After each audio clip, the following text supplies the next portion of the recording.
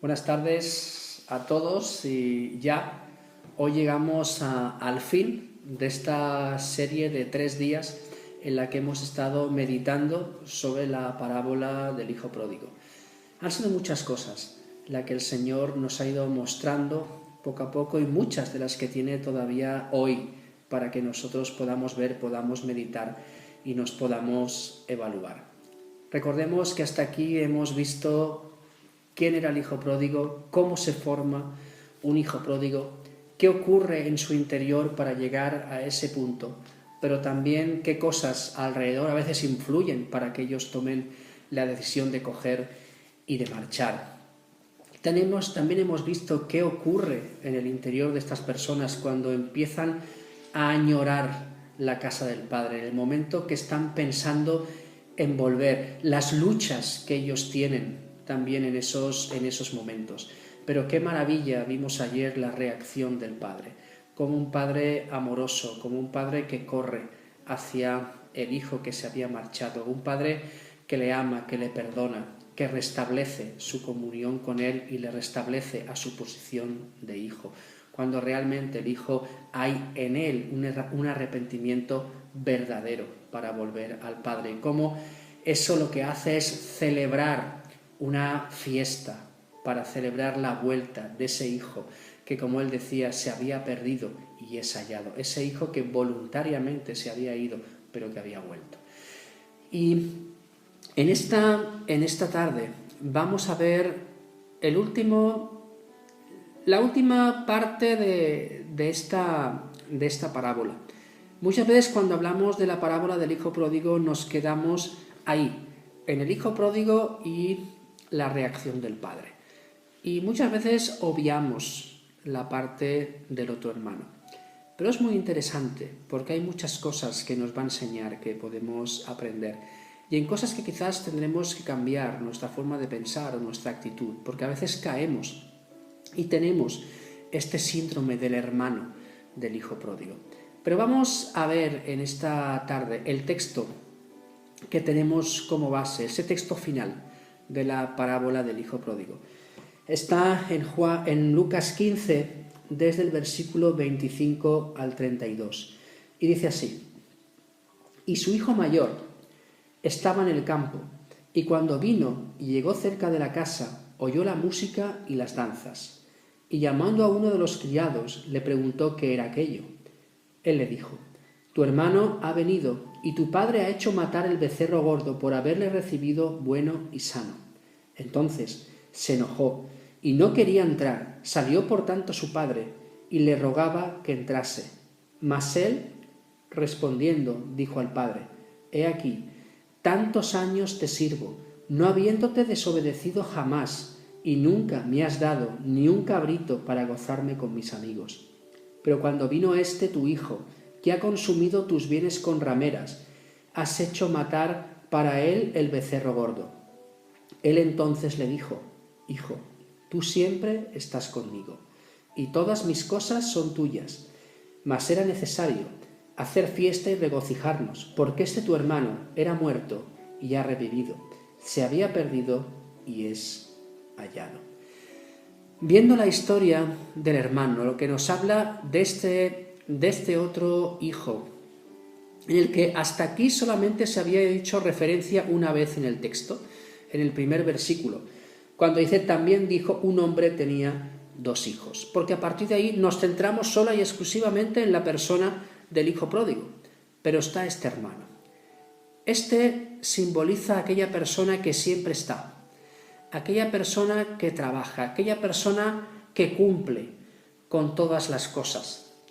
Pero también vamos a ver que es una persona que no es agradecida, una persona que cree que tiene que tener sus derechos, sus privilegios por lo que hace.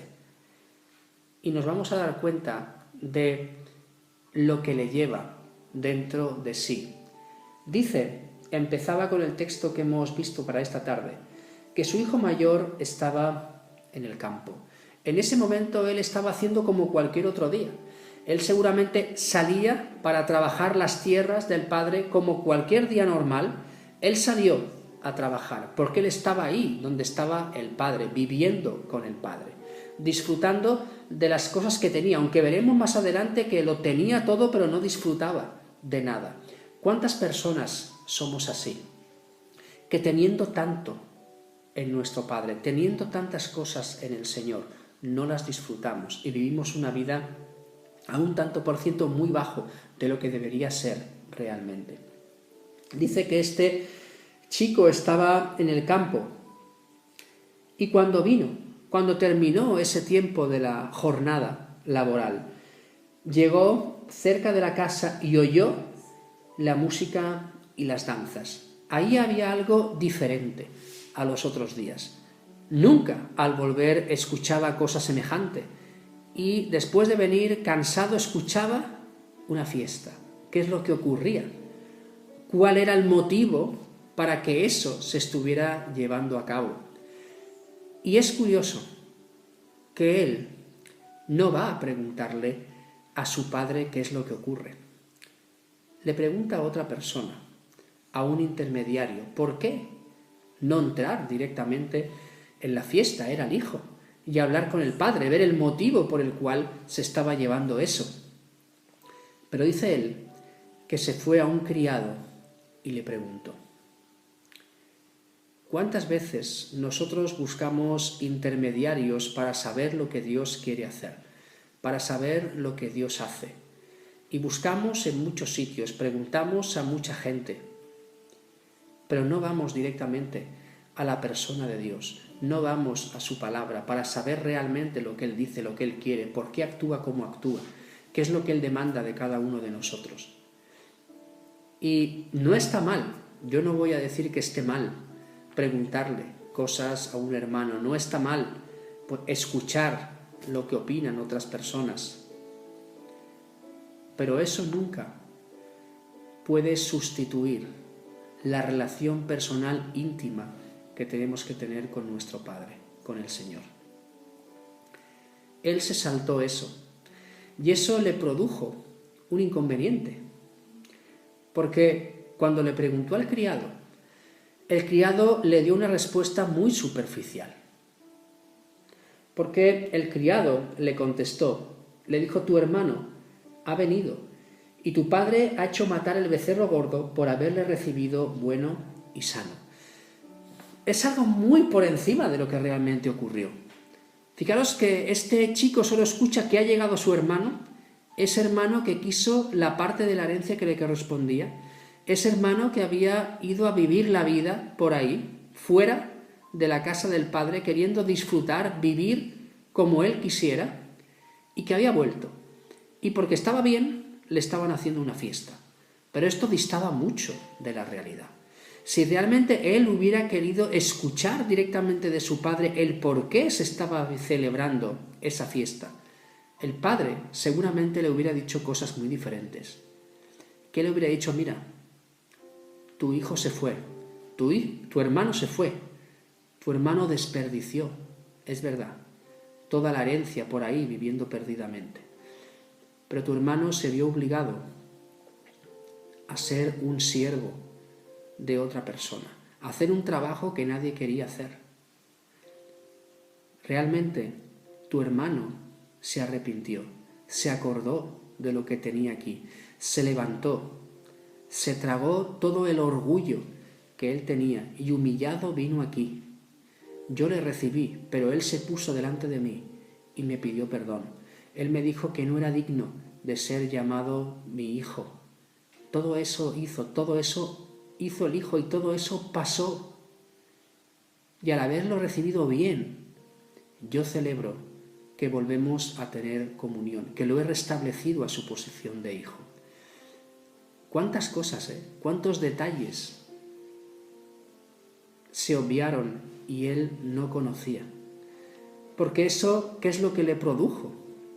Le produjo enojo, le produjo enfadarse, le produjo estar disgustado, le produjo discutir con su padre. Dice la Escritura que entonces al escuchar esto se enojó y no quería entrar. Salió por tanto su padre y le rogaba que entrase. Él se negó, porque en definitiva, el actuar del hermano del hijo pródigo se ve que él tenía mucho orgullo. Él era una persona que él empezaría a partir de aquí a reclamar sus derechos delante de su padre. Y lo que obviaba era que todo lo que tenía era por su padre, no por él. Y pensaba que todo eso le pertenecía y que él quería recibir todo de parte de su padre. ¿Por qué? Debido a, entre comillas, su buen comportamiento, debido a su trabajo, debido a que hacía lo correcto. Pero muchas veces hacer lo correcto, entre comillas, no es hacer lo que realmente es necesario. Y el hijo pródigo había vuelto arrepentido, pero este chico, el hermano, le contesta al padre que no quiere entrar a la fiesta, y el padre salió y el padre le rogó que entrase. Fijaros que al hijo pródigo él no lo había ido a buscar. Permitió que él se arrepintiera y cuando se arrepintió le recibió. Pero no le fue a buscar porque se fue voluntariamente. En cambio aquí salió a buscar al hermano porque él estaba viviendo con el padre, estaba ahí y le rogó que entrase. Pero él no quiso. Él no quiso participar de una alegría, de una fiesta, que pensaba que el único merecedor de hacer fiestas ahí con sus amigos era él, y no uno que había vivido perdidamente. ¿Por qué digo esto? Porque él le dijo a su padre, él respondiendo dijo al padre, he aquí, ¿tantos años te sirvo? No habiéndote desobedecido jamás, y nunca me has dado ni un cabrito para gozarme con mis amigos. Pero cuando vino este tu hijo, que ha consumido tus bienes con rameras, has hecho matar para él el becerro gordo. Fijaros que detrás de esa actitud del hermano hay un profundo orgullo. Mira lo que has hecho. Yo siempre he estado aquí. Yo siempre te he obedecido. Yo siempre he hecho. Yo y yo. Estaba justificándose delante del Padre. ¿Y cuántas veces no hablamos con nuestro Padre, con nuestro Dios, y le exigimos que nos tiene que bendecir por lo que hacemos, por lo que cumplimos, por cómo nos portamos, porque no nos hemos ido? Como si nosotros así le hiciéramos un favor al Señor, cuando tendríamos que ver que todo lo que somos y todo lo que recibimos es por su gracia y por su misericordia y por su bondad. No tenemos nada que no hayamos recibido. Y lo que nosotros tenemos hoy es porque le pertenece a nuestro Padre y nosotros lo disfrutamos porque somos sus hijos. Pero no es por ningún mérito propio. Y él habla de que él era merecedor de celebrar fiestas por lo que él hacía. Fijaros otra vez. Le dice, tantos años te sirvo, no habiéndote desobedecido jamás, y nunca me has dado ni un cabrito para gozarme con mis amigos. Pero se ve lo molesto que está, porque vuelve a poner al hermano ahí. Pero en cambio que ha vivido perdidamente, que no te ha tenido en cuenta, que despilfarró todo lo que le diste, o sea, a viene y le haces una fiesta. Pero hay una respuesta maravillosa del Padre, que esa la tendríamos que hacer nuestra y entenderla de verdad. Porque muchas veces opino que no entendemos lo que aquí está diciendo y lo que eso significa. El padre le contesta. Él entonces le dijo, hijo, tú siempre estás conmigo y todas mis cosas son tuyas. Eso es lo que no entendemos muchas veces. Y al no entender esto, no disfrutamos de las cosas que tenemos en el Señor. Aquí le está hablando de cuál era su identidad. Primero le llama hijo. hijo mío, tú siempre estás aquí, tú siempre estás conmigo. Y todo lo que yo tengo es tuyo, todo te pertenece. Tú podías haber cogido un cabrito y celebrarlo con tus amigos, porque lo que yo tengo es tuyo. Tendríamos que contestarnos quiénes somos. ¿Sabes quién eres? ¿Sabes cuál es tu identidad? ¿Sabes quién eres en el Señor?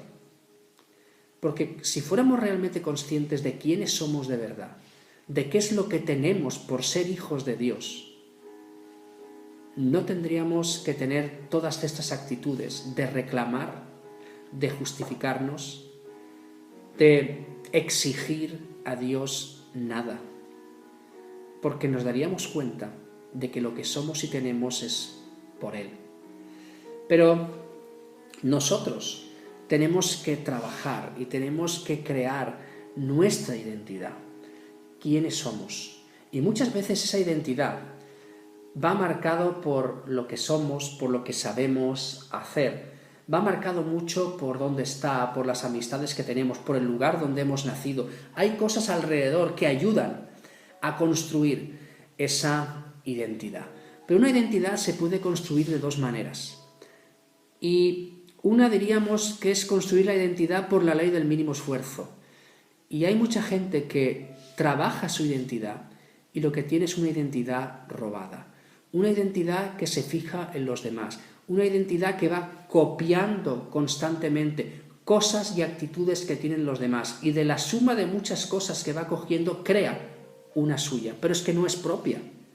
Es algo que solamente copia lo que le gusta de otros, pero eso no define quién es él. Define lo que a él le gusta de otros y que quiere poner en su propia vida. Entonces tú puedes levantar una identidad robada, copiada de otros, pero eso no te llevará muy lejos, porque al final no es algo que tienes como propio. En cambio sí que hay un tipo de levantar una identidad, que es una identidad trabajada, una identidad que se esfuerza, una identidad que se hace preguntas, una identidad que busca respuestas a cada una de las cosas que él necesita, una identidad que al final sabe bien en quién ha creído, como las palabras que le decía Pablo a Timoteo en su segunda epístola en el capítulo 1, porque yo sé en quién he creído y que es poderoso para guardar mi depósito hasta aquel día. Yo sé en quién he creído y sé que me va a guiar y me va a llevar hasta su misma presencia. Él tenía claro en quién había creído. Alguien que trabaja su identidad es alguien que al final vive no solamente por lo que la gente le dice, sino por convicciones propias, por convicciones personales. Una convicción es algo que te va a ayudar a no moverte de lo que realmente crees. Además, una identidad construida va a tener una serie de beneficios grandes en nuestra vida. Primeramente, nos va a ayudar a resistir la presión de otros, porque yo sé lo que yo creo, yo sé lo que yo pienso, yo sé en quién he creído, y eso no me hará mover de mi convicción. También nos va a ayudar a evitar situaciones difíciles en nuestra vida, donde tenemos que responder con aquello que nosotros decimos creer, con cómo somos. Nos ayuda a reaccionar ante lo imprevisto y también nos ayuda a hacer frente a situaciones de estrés, a situaciones de mucha presión, porque es una identidad firme, una identidad trabajada, que se va construyendo día a día y cada vez es más grande y cada vez es más fuerte. Pero quería preguntarte, ¿cómo influye en tu identidad el hecho de que eres hijo de Dios? Este hecho que aquí estaba diciéndole el Padre: Hijo, tú siempre estás conmigo y todas mis cosas son tuyas. ¿Qué es lo que es tuyo? ¿Lo podrías enumerar? ¿Podrías coger un papel en este momento y decir quién eres en el Señor? Porque si no sabes quién eres, seremos como aquellos niños fluctuantes llevados por cualquier tipo de doctrina para engañarnos y no sabremos por dónde ir. Seremos como las olas del mar. Pero ¿sabes realmente quién eres en el Señor? Vamos a ver una serie de cosas que nos van a decir quién eres y lo que tienes en el Señor. Todo lo mío es tuyo, le decía el Padre. Primeramente, tienes que saber que has sido comprado, que has sido redimido, que no te perteneces, que tienes un Dios, un Señor, un dueño, un Rey, y que tenemos que tomar la decisión de vivir por y para Él. Dice la Escritura: porque habéis sido comprados por precio, glorificad pues a Dios en vuestro cuerpo y en vuestro espíritu, los cuales son de Dios. Habéis sido comprados por precio. ¿Tú sabes cuál es el precio que se dio por ti? Eso no marca lo bueno que eres, sino lo perdido que estabas, lo perdido que estábamos, porque no teniendo solución ni salida a nuestra perdición, Dios tuvo que mandar a su propio Hijo a este mundo para morir en una cruz, para abrirnos el camino de vuelta, para darnos salvación, para darnos perdón de pecados. Él nos redimió por la entrega de su propio cuerpo, derramando hasta la última gota de sangre. Dice también la Escritura: quien se dio a sí mismo, hablando de Jesucristo, por nosotros para redimirnos de toda iniquidad y purificar para sí un pueblo propio, celoso de buenas obras. Cristo se dio a sí mismo. Nadie le quitó la vida, Él mismo la puso. Y lo hizo para redimirnos, para comprarnos, para purificar, limpieza. Para sí un pueblo propio, suyo de su posesión, celoso de buenas obras. Un pueblo que lo que desea es andar en aquellas buenas obras que Dios preparó de antemano para que anduviésemos en ellas, cumpliendo así los planes y los propósitos de Dios. Colosenses 1:14 dice: en quien, hablando de Jesucristo, tenemos redención por su sangre, el perdón de pecados. Redención, perdón. Has sido una persona comprada, redimida, una persona perdonada. Qué bueno es sentirse perdonado, quitar ese peso de encima que arrastramos y sentir el perdón y el trato de Dios en nuestra vida. El hecho de que hemos sido comprados también nos lleva al hecho de que somos adoptados. Efesios 1, del 5 al 7 nos dice: según nos escogió desde antes de la fundación del mundo, para que fuésemos santos y sin mancha delante de Él, en amor, habiéndonos predestinado para ser adoptados hijos suyos por medio de Jesucristo, según el puro afecto de su voluntad, para alabanza de la gloria de su gracia, con la cual nos hizo aceptos en el amado, en quien tenemos redención por su sangre, el perdón de pecados, según las riquezas de su gracia, para ser adoptados hijos suyos por medio de Jesucristo. Ha sido adoptado, y al ser adoptado nos ha colocado como hijos suyos, con todos los privilegios que eso conlleva y también con todas las responsabilidades que eso tiene. Adoptados como hijos de Dios, comprados, perdonados, adoptados. También nos ha colocado en una nueva familia y tenemos un Padre, el mismo Dios. Dice en Juan 1, 12 y 13: mas a todos los que le recibieron, a los que creen en su nombre, les dio potestad de ser hechos hijos de Dios, los cuales no son engendrados de sangre, ni de voluntad de carne, ni de voluntad de varón, sino de Dios. Aquellos que son engendrados de Dios, aquellos que son nacidos de Dios, que no hay ninguna voluntad humana y que incluso nada que el hombre pueda hacer puede llevar a cabo ese nacimiento, ese nuevo nacimiento. Son aquellos que le reciben, los que creen en su nombre, son los que tienen el derecho de ser llamados hijos de Dios. Si somos hijos de Dios, Él es nuestro Padre. Nos ha colocado en una nueva familia. Tenemos un Padre que es Dios. Recibimos una nueva identidad. Dice en 2 Corintios 5:17: De modo que si uno está en Cristo, nueva criatura es. Las cosas viejas pasaron, he aquí, todas son hechas nuevas. Si estás en Cristo, eres una nueva criatura. Todo lo anterior pasó, todo es hecho nuevo. Una identidad nueva, una identidad basada en quién somos, en qué familia pertenecemos, quién es nuestro Padre, viviendo y trabajando esa identidad en sus valores, en su voluntad. También Dios ha mandado su propia presencia a hacer morada en nuestras vidas. Dicen en 1 Corintios 6, 19, ¿o ignoráis que vuestro cuerpo es templo del Espíritu Santo, el cual está en vosotros, el cual tenéis de Dios, y que no sois vuestros?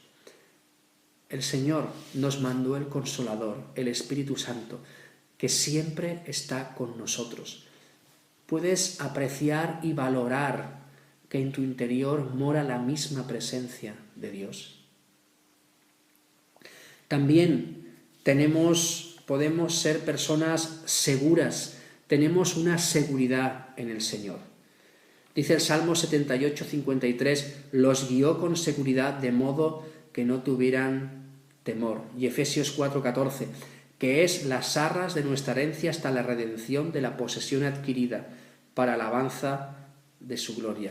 Tenemos la seguridad de que le pertenecemos, tenemos la seguridad de la salvación, tenemos seguridad en cualquier cosa que emprendamos, siempre que dependamos sola y exclusivamente del Señor. Él nos ha hecho nuevas criaturas. También esa identidad nueva que el Señor nos da nos cambia y transforma nuestras formas de hacer las cosas, nuestros valores, nuestras actitudes, nuestras prioridades. En Romanos 12:2 dice, no os conforméis a este siglo, sino transformaos por medio de la renovación de vuestro entendimiento. Él transforma nuestra mente, nuestra forma de ver las cosas, para que de esa forma podamos comprobar cuál es la buena voluntad de Dios, agradable y perfecta. En Efesios 4, del versículo 25 al 32, dice lo siguiente. Efesios 4, del 25 al 32.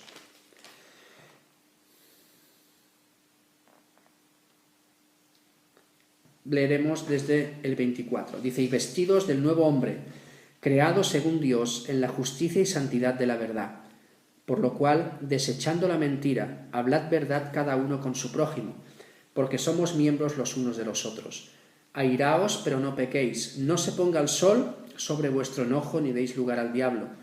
El que hurtaba no hurte más, sino trabaje, haciendo con sus manos lo que es bueno, para que tenga que compartir con el que padece necesidad.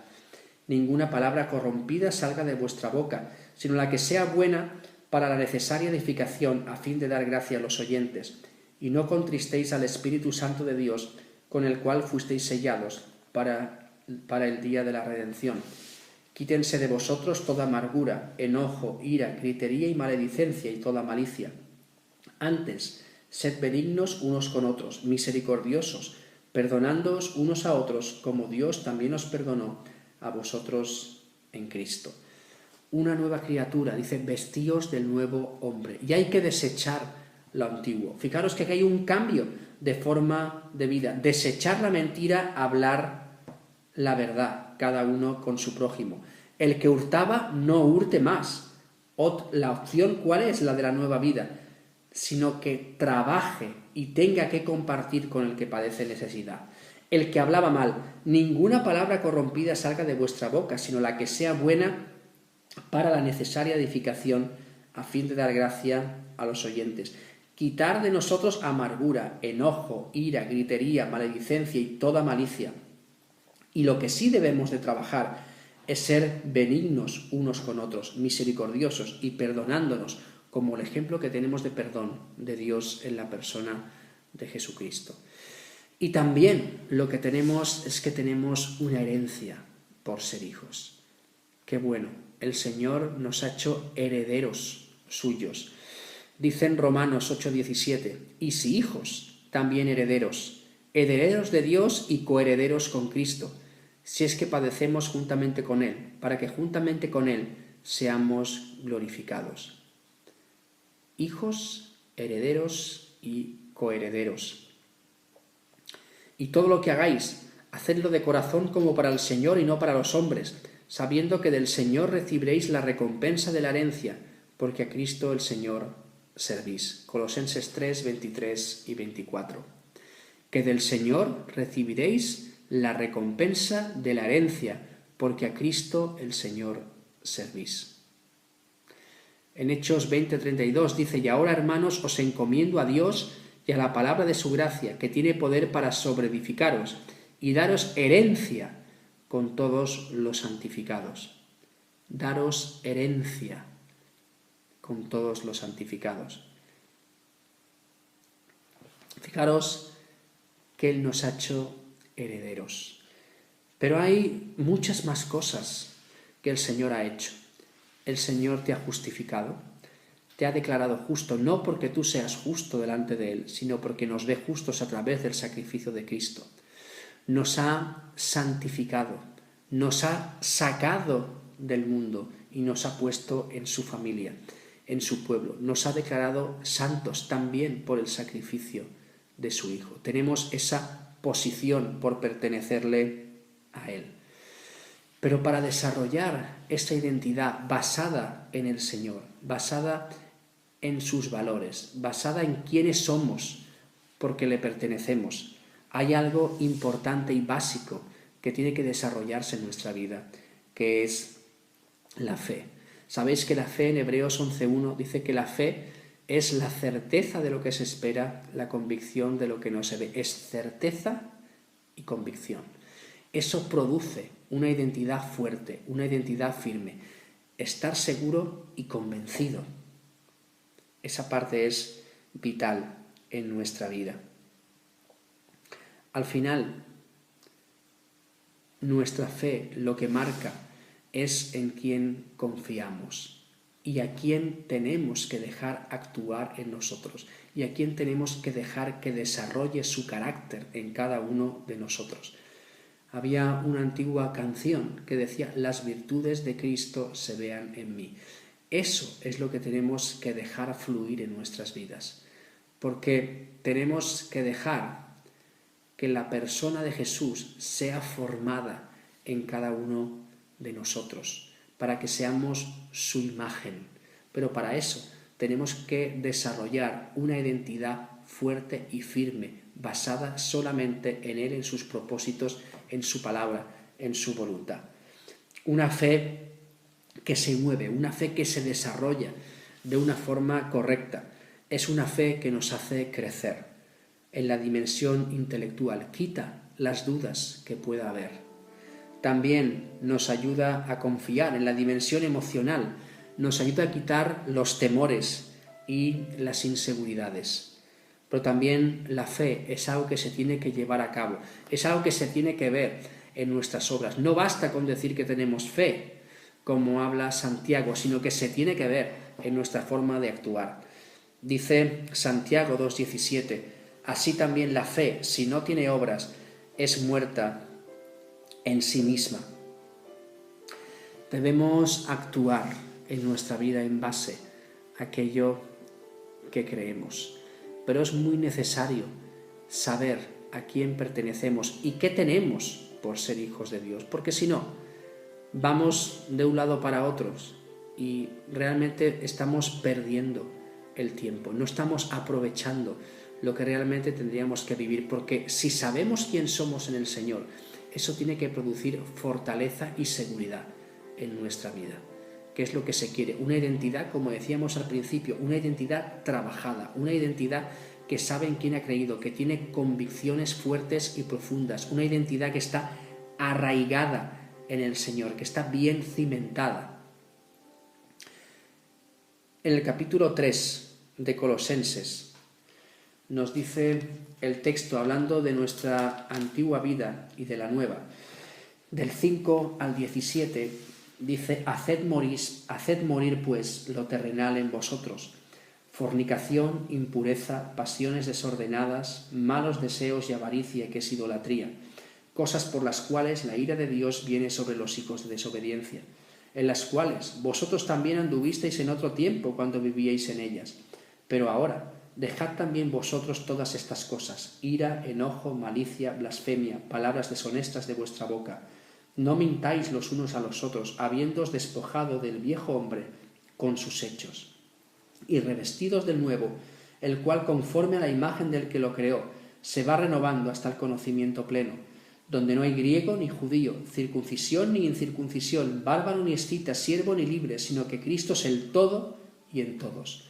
Vestíos pues como escogidos de Dios, santos y amados, de entrañable misericordia, de benignidad, de humildad, de mansedumbre, de paciencia, soportándoos unos a otros y perdonándoos unos a otros si alguno tuviera queja contra otro. De la manera que Cristo os perdonó, así también hacedlo vosotros. Y sobre todas las cosas, vestíos de amor, que es el vínculo perfecto. Y la paz de Dios gobierne en vuestros corazones, a la que asimismo fuisteis llamados en un solo cuerpo, y sed agradecidos. La palabra de Cristo mora en abundancia en vosotros, enseñándoos y exhortándoos unos a otros en toda sabiduría, cantando con gracia en vuestros corazones al Señor, con salmos e himnos y cánticos espirituales. Y todo lo que hacéis, sea de palabra o de hecho, hacedlo todo en el nombre del Señor Jesús, dando gracias a Dios Padre por medio de Él. Habla de quiénes éramos antes, de lo que practicábamos antes. Dice el texto, en aquellas cosas que vivíamos antes, en la ira, en el enojo, la malicia, la blasfemia, las palabras deshonestas, la mentira. Pero que una vez hemos nacido de nuevo, cuando nos vestimos de nuevo hombre, estas cosas se tienen que desechar. Lo que tiene que construir nuestra vida, nuestra identidad, es lo que somos a partir de ese momento. Estoy en este tiempo leyendo un libro muy interesante, en el cual habla de que antes de hacer tenemos que ser. Habla de que tenemos que ser siervos para su gloria. Al final, lo que hacemos tiene que ser una muestra de quiénes somos, y la identidad es quiénes somos. Y dice que nos tenemos que vestir de ese nuevo hombre, que tenemos que vivir como escogidos de Dios, santos, amados, de entrañable misericordia, benignos, humildes, mansos, pacientes, soportándonos unos a los otros, perdonándonos los unos a los otros, marcados en que gobierna nuestro corazón la paz que solamente podemos recibir del Señor, que mora la palabra en nosotros y que somos personas agradecidas. Decía el texto de la parábola del hijo pródigo. Le decía el padre al hermano: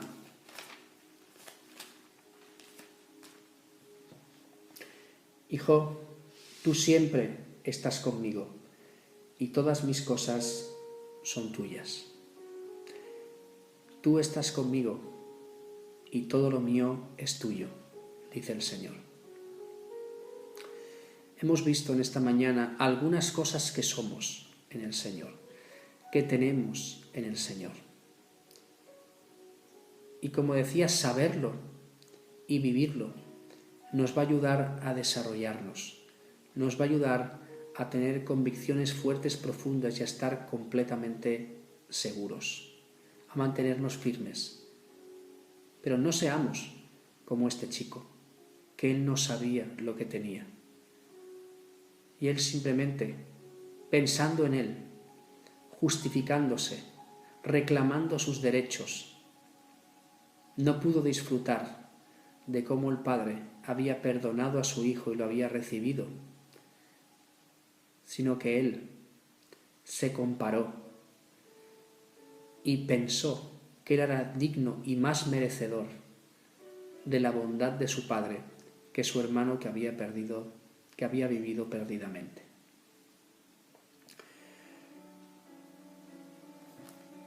¿Cómo estás edificando tu vida? Porque aquí, cuando vemos la persona del otro hermano, es verdad que siempre estaba con el Padre, pero su corazón estaba lejos del Padre. Y El Padre nos llama a tener comunión con Él, a ser hijos, a disfrutar de lo que eso conlleva y a también asumir las responsabilidades que eso conlleva. Porque llevamos en nuestra vida el apellido de nuestro Padre y llevamos su reputación allí donde vayamos. Es verdad que a Dios nadie le tiene que defender, pero es verdad que mucha gente juzga y habla de Dios por lo que ve en cada uno de nosotros. Entonces, que en esta tarde podamos meditar en la vida de este hermano, que veamos que no podemos pensar que porque estamos o creemos que estamos en el sitio correcto y que actuamos correctamente, eso no nos hace mejores que nadie. No tenemos que llegar a tener un mayor concepto de nosotros del que debemos de tener. No tenemos que mirar a los demás por encima del hombro. Porque el primero, el que quiere ser el primero en el reino de Dios, tiene que hacerse el más pequeño. Entonces, que no actuemos de esta forma, justificándonos y exigiendo cosas al Señor basadas en nuestras acciones, sino que lo que tenemos que hacer es empezar a disfrutar de lo que tenemos en el Señor por quienes somos, el hecho de que somos sus hijos. Los que tenemos hijos, ser hijo nuestro no lo hace el que viva de una forma o de otra, el que actúe de una forma o de otra, no. Ser hijo nuestro es porque ha nacido de nosotros, independientemente de luego cómo haga las cosas.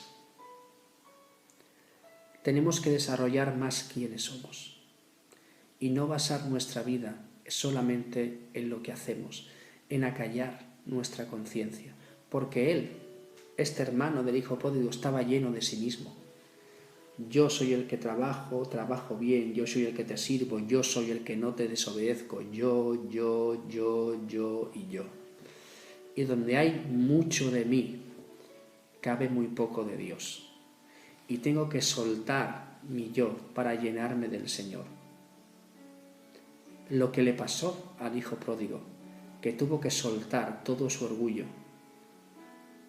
tuvo que humillarse para volver a recibir esa relación con el Padre y volverse a colocar en su posición de hijo.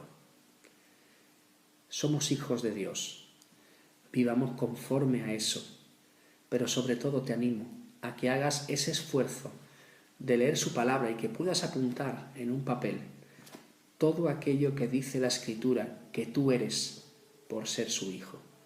Y eso va a ser la base de todo tu proceder en esta vida. Porque tu identidad fuerte estará basada en tus convicciones. Decía Pablo, como decíamos antes, yo sé en quién he creído. Y Pablo escribió mucho sobre quiénes somos en el Señor. Vamos a orar. Señor, te alabamos, te damos gracias por tu palabra y ayúdanos, Señor, a no caer. Señor, en los errores que vemos en estos dos hijos, ni en uno que se quiso ir y vivir perdidamente, ni en caer en el error de aquel que no sabe quién es, que se cree que lo merece todo por lo que hace. Y Señor, que empecemos a considerar, a saber y a conocer quiénes somos en ti. ¿Qué significa ser tu hijo? ¿Y qué es lo que tenemos por ser tus hijos? Y que aprendamos a disfrutar de ello, a echar mano de ello y a vivir contentos por lo que somos y sobre todo porque tenemos el gran privilegio que sin merecerlo te pertenecemos, porque tú nos has comprado, porque tú nos has salvado, porque tú nos has redimido, porque tú nos has perdonado. Y que eso sea lo que edifique nuestra identidad en este mundo donde tú nos has puesto. Gracias, Señor, por cómo te vemos en la persona del Padre, por tanto amor, Señor, por tanta bondad, por tanta misericordia, por tantas oportunidades que nos sigues dando cada vez que caemos. Padre, ayúdanos porque te necesitamos. Y Padre, gracias por todo lo que somos en ti. Te alabamos, Señor, en el nombre de Jesús. Amén. Yo doy las gracias por este tiempo, por estos 3 días de poder meditar en su palabra, y espero que podamos reflexionar en nuestras vidas y que después de ese tiempo sepas un poco más quién eres y realmente que edifiquemos una identidad fuerte y firme. Si es que, por otro lado, estás lejos del Señor, te has ido, te estás yendo, piensa en la casa del Padre, vuelve y considera cuál es el trato del Padre, cómo te espera, qué es lo que Él quiere, que no es otra cosa que volverte a la posición de hijo, a esa relación personal con Él. Es un Padre amoroso, un Padre amante, pero un Padre que va a esperar que tú, de la misma forma que decidiste irte, decidas volver. Y que no en ningún momento caigamos en el error del otro hermano, de querer justificarnos y exigir derechos que no nos corresponden, sino que disfrutemos de quiénes somos en ti. Gracias por ese tiempo y espero que el Señor os hable y os siga guiando y bendiciendo y ayudando en vuestra vida para su gloria y para su honra.